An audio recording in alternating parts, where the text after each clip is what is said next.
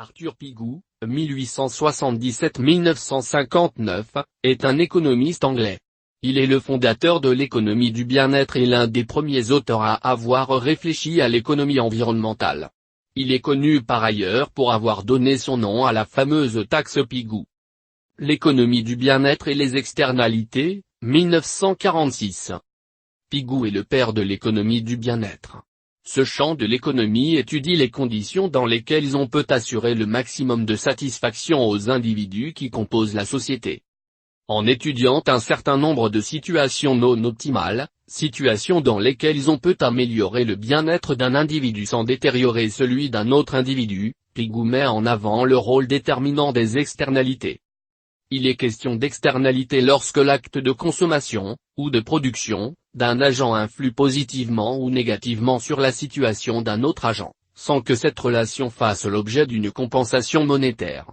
Il peut alors s'agir d'externalités négatives, exemple, la pollution causée par une usine rejetant ses déchets dans une rivière, qui va affecter la situation des pêcheurs, ou d'externalités positives, exemple, si mon voisin est un bon jardinier et que j'aime les fleurs, à chaque fois que je passerai devant sa maison, je serai plus heureux.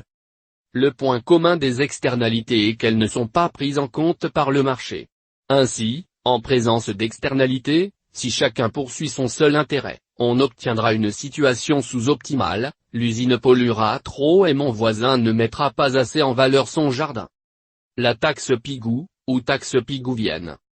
Alors qu'il réfléchit à un moyen de réduire la pollution à Londres, Pigou développe un mécanisme permettant d'intégrer les externalités au coût des activités. Le principal effet des externalités est que le coût privé diffère du coût pour la société.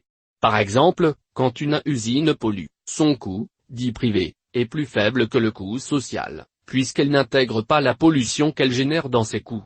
Raisonnant uniquement sur le coût privé, qui est faible, elle va produire plus que si elle prenait en compte le coût social, qui intègre le coût de traitement des déchets.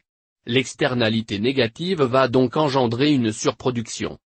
Pigou propose de mettre en place une taxe du montant de l'externalité, afin que le coût social soit le coût effectif pour la firme.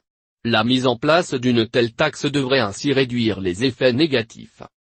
À titre d'exemple, un raisonnement du même type a été appliqué dans le cadre de la taxe carbone, en taxant